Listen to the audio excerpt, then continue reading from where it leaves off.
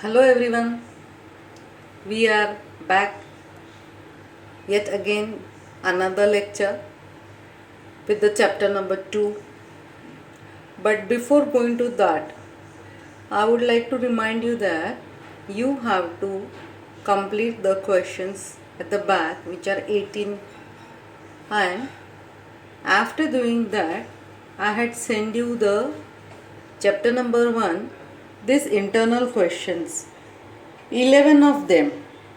Along with that, I have written the page number also. So it becomes easy for you to find the answer.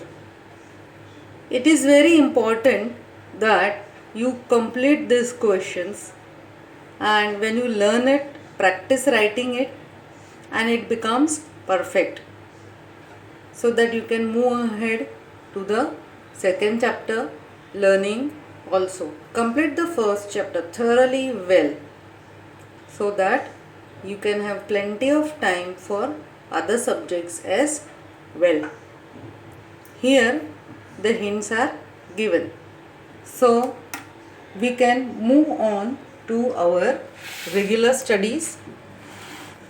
When we had started with the second chapter, the last lecture we had studied about the structure of flower, and most of it needed the background knowledge of 11th standard, that is the plant anatomy. And as we go ahead, the topic moves on becoming a little bit detailed here. That is the next subtopic is the pollen grains. So this chapter is regarding the sexual reproduction in flowering plants. So when the flowers are having the male and the female in them, the male would be making the gametes. So which is that? The pollen grains. Here we are going to study entirely the structure of the pollen grains, what is inside it. Ready everyone? Let us begin. Pollen grains represent the male gametophyte. Let us over here compare it with the human beings. When the sperms are made in the testes, likewise the male gametes are made inside the pollen grains. We can see the yellow powder on petals of hibiscus flower very clearly. This yellow flower powder of the flower is the pollen grains. And we are having a practical regarding this also, two practicals based on this same topic, and it will be having difference in it, that is the method is different, aim is different, and the chemicals that we will use in them is different. You should be very clear with the theory over here. So when in practicals they ask the viva regarding it during the board exams, that time you can answer the viva very easily. So I am pointing out the importance of this topic with respect to the practical work, which will be with the pollen grains. So do the theory perfectly well, and then you can give the oral answers related to it in the board exam. The examiner is in front of you in the board exam. You have to go to the other school in order to perform the practical exams. Now listen very carefully. The pollen grains are microscopic, cannot be seen very easily. So we sprinkle this powder on slide having a drop of water. So what happens? The powder sticks to the slide, and if the fan is on, then it would fly off. So what we do, we put a drop of water on the slide and dust the powder on the water drop directly. There is a great variety in the size, shape, color, design of the pollen grains which are collected from different plants.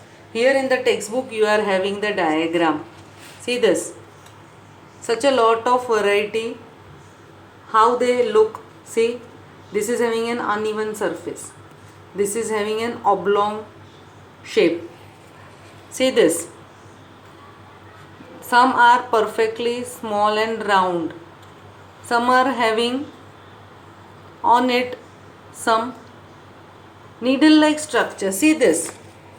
This one is also having needle-like structures on it, and it is not completely round structure. So this is the variety of the pollen grains which look so different from the outer appearance. The size is different, they will be very small, some are a little bit bigger, the shape is different, the color is different, it is having different patterns on it, design on it. The pollen grains look very different from outside when you collect it from the different plants. So in this practical work also we will see collect different pollen grains from different plants. Now some theory regarding it. Pollen grains are 25 to 50 micrometer in diameter and it has two layers in it. Outer layer is called exine. This exine, correct? And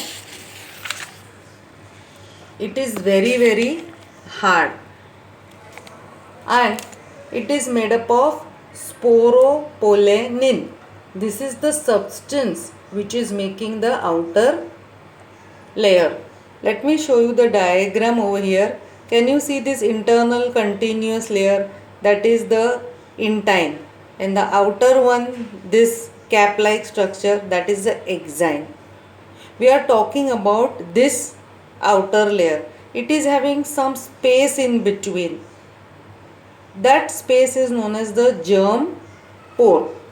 Now coming to this, what is the substance which makes the outer layer? Sporopollenin. Pollen grains are well preserved due to it. It is very tough material. It is resistant. It can tolerate very high temperature also. Strong acid and alkali.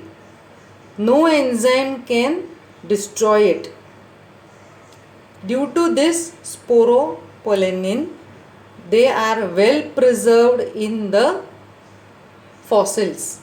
Now, at some places, the exine, the outer layer, see over here, it is not having outer layer, little bit of space is there.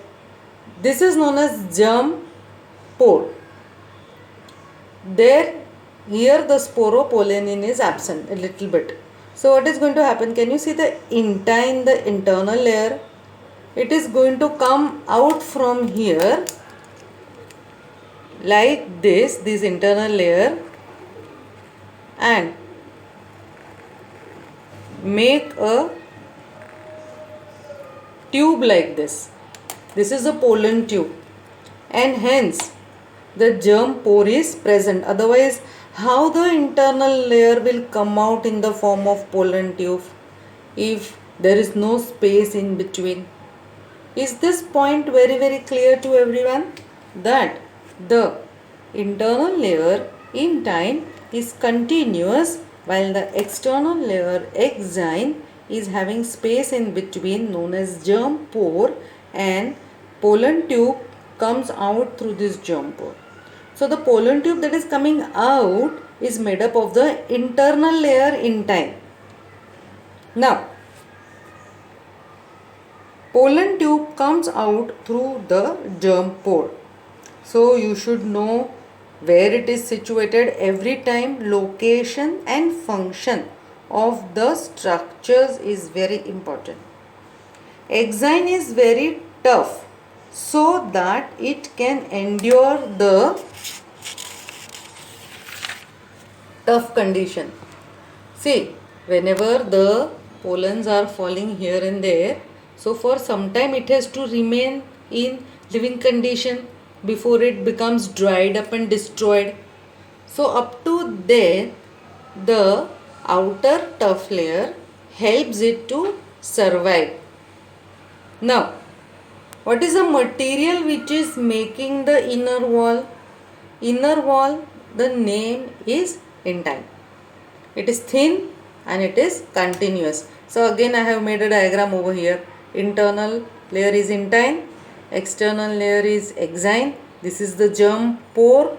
The material which is making the inner wall is cellulose and pectin. What was the material which was making the exine? Sporopollenin, the tough material, while the internal layer is made up of cellulose and pectin. See, the answer may seem very lengthy, but it is very easy when you look at the diagram and try to write the answer. Now, here you are having a diagram in the textbook, that is figure 2.5, enlarged view of a pollen grain. Stages of a microscope maturing into a pollen grain. This is very important for the next subtopic regarding the pollen grain. When the pollen grain is mature, it has two cells, vegetative cell and generative cell. Here, this is the pollen grain. See the vacuoles over here. This is the nucleus.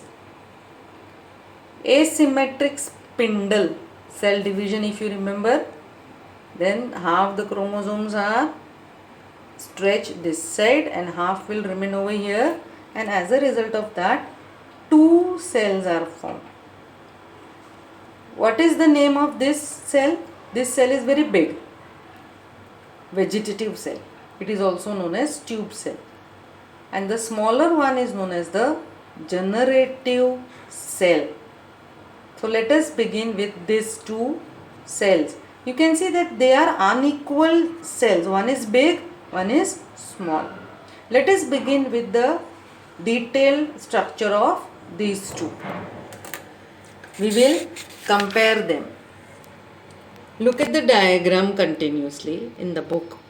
Vegetative cell is bigger, has plenty of food reserve, large irregularly shaped nucleus, while the generative cell is small, floats in the cytoplasm of vegetative cell.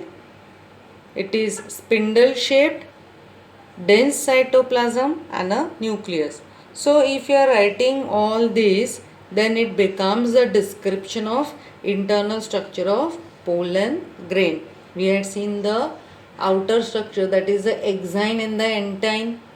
Now this is when the pollen grain matures on the stigma, that time when it is going to make the tube cell, that time. So these are the two unequal cell division that had taken place.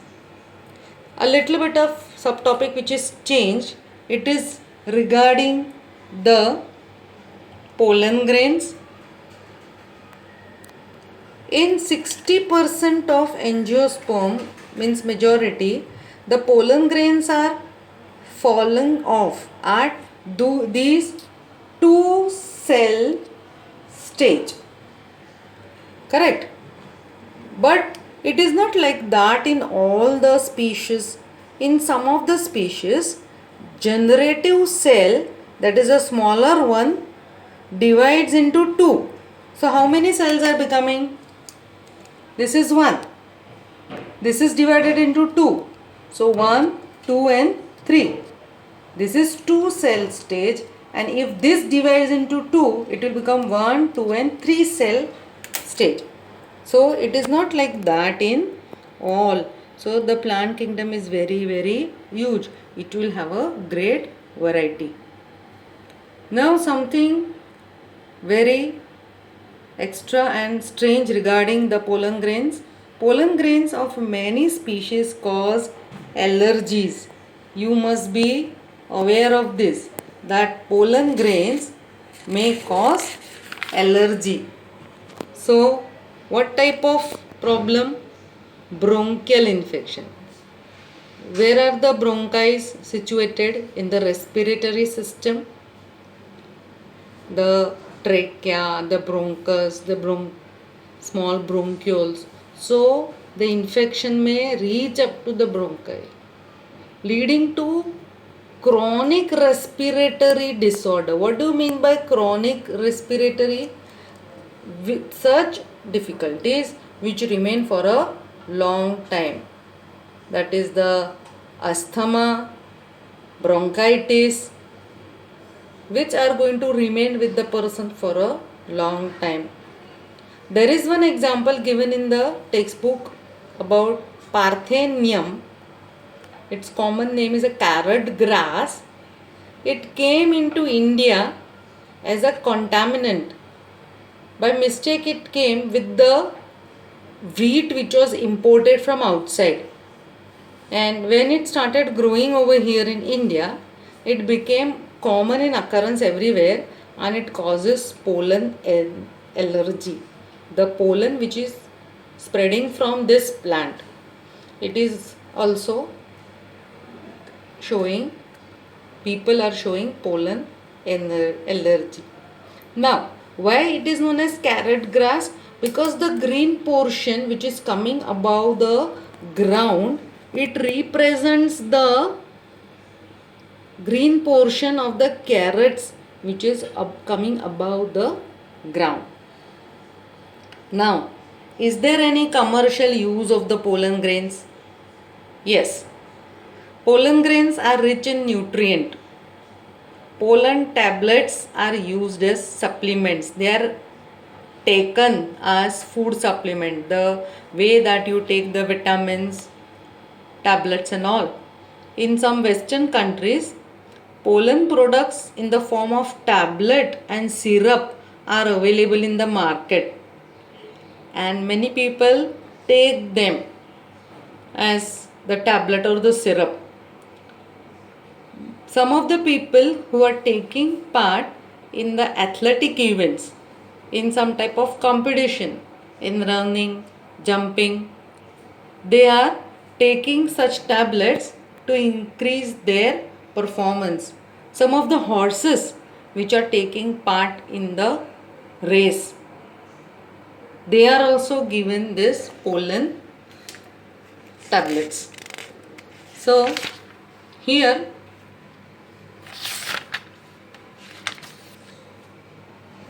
the pollens are shed.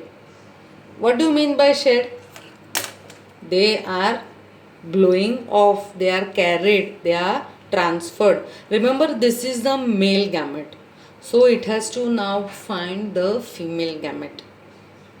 Pollen grains have to fall on a matching or compatible stigma. So now when it is falling on any of the plant cannot be any plant. It has to be the plant of its own variety. Only then successful fertilization will take place. Have you thought that it can fall, the pollen can fall anywhere, and that would be such a great wastage? And hence, does it becomes clear to you that why pollen grains are made in such a great number? They will be falling anywhere, carried away anywhere, and it is just a matter of chance that they will fall on the stigma of the flower of its own matching species. I hope this point is clear to you. Now, the pollen grain can remain live for some specific time period only. It is not so that it will, after getting detached from the stamen of the flower, it will remain alive for some specific time. It depends on the surrounding temperature and humidity. So before that, what it will do? It has to fall on the matching compatible flowers stigma.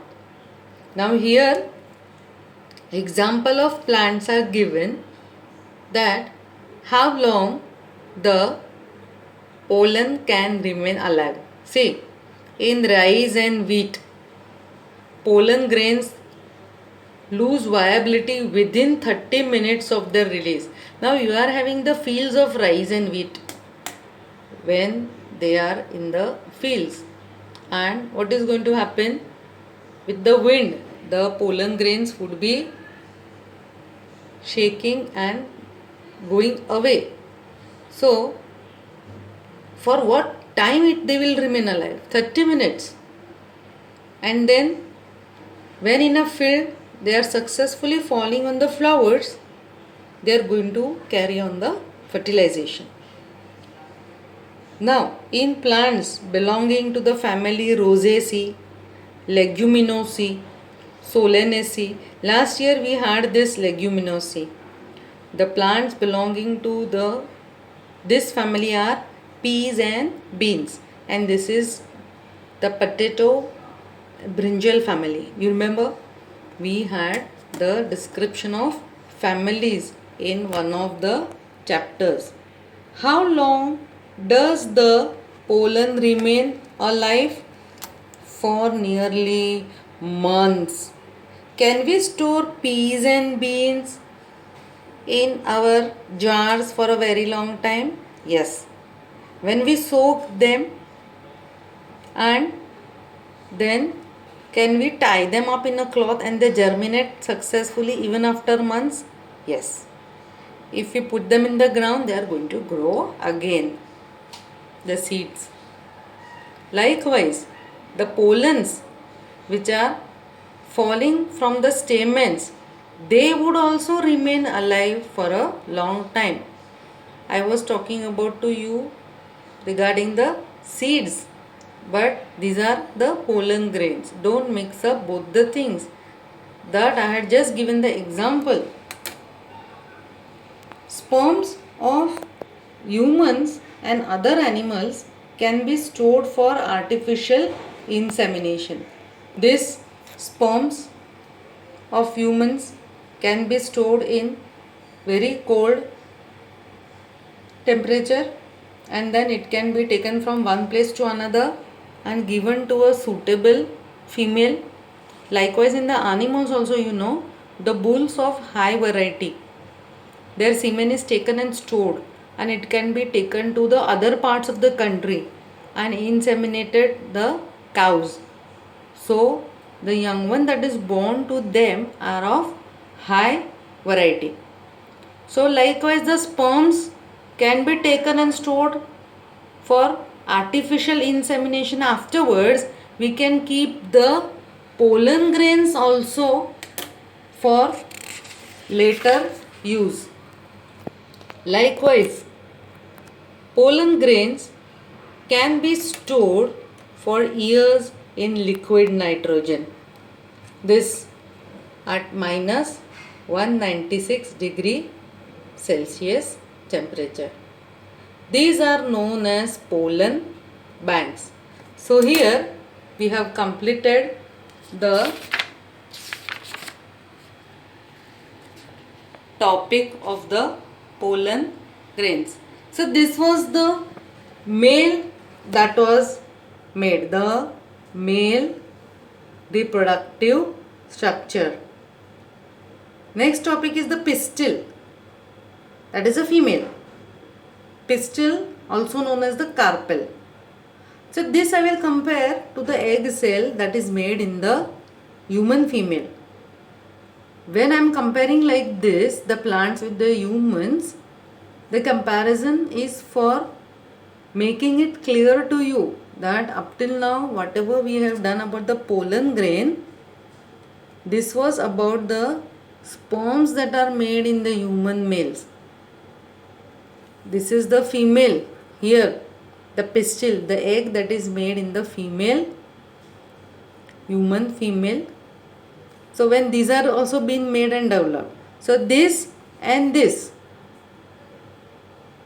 fertilizing together, would be the next topic. But before that, we have to understand that how the pistil, that is the female, is being made in the flowers. I hope everyone is ready with this. So you'll have to recall about the 11th standard anatomy. See, here I will show you the diagram. See the stigma. You remember about the hibiscus flower we had seen, there was 5 velvety, 1, 2, 3, 4, 5. 5 velvety stigma. They are all bunched together forming one style.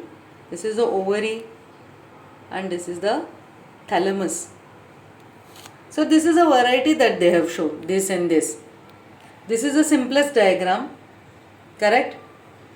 Now, we are concerned with this female. This is the ovary. Let us begin. Gynoecium is the female reproductive part of the flower. So, gynoecium would be a group.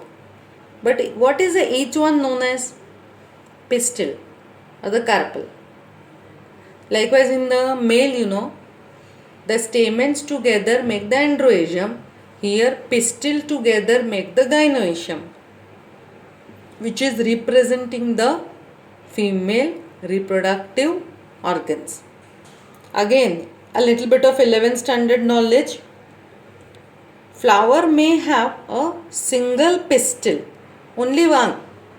Mono means one. Carpellary means the carpel. One carpel, one pistil, monocarpellary.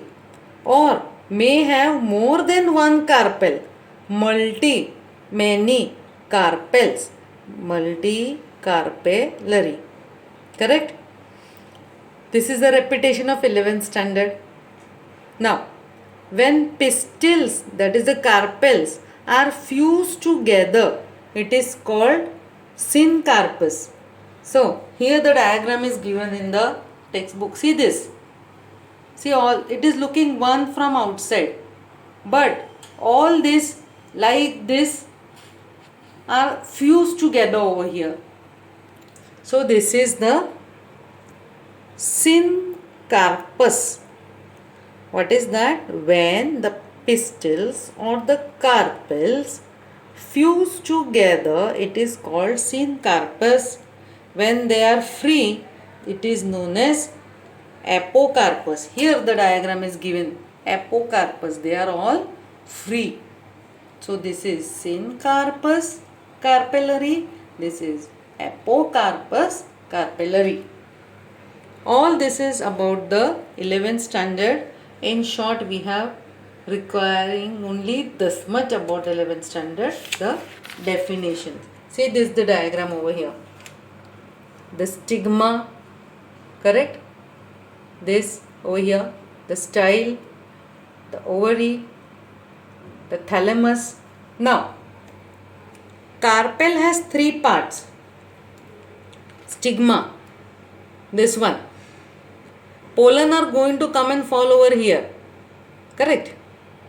Style, this long structure, slender, very thin. Ovary at the base, see this bulging part. Inside the ovary is ovarian cavity, this, and they would be having locules, that is the chambers. You remember placentation we had done the last year? Placenta is inside the ovarian cavity. The ovules are found inside it, and the way the ovules are located is different in different plants. We had last year the basal placentation, marginal, free central, correct? Now, from placenta arise microsporangia. This is the female called ovules. Number of ovules may be different. See, it can be only one also. Carrying, having only one. Like in the wheat, paddy, or the mango. The ovules can be many also. That is the papaya having many seeds inside. Watermelon again having many seeds. Orchids also. So whenever there are examples which are given from the textbook, it becomes important to remember specifically these particular examples given in the textbook. A little bit of the subtopic changing over here. We are going to study the internal structure of ovule.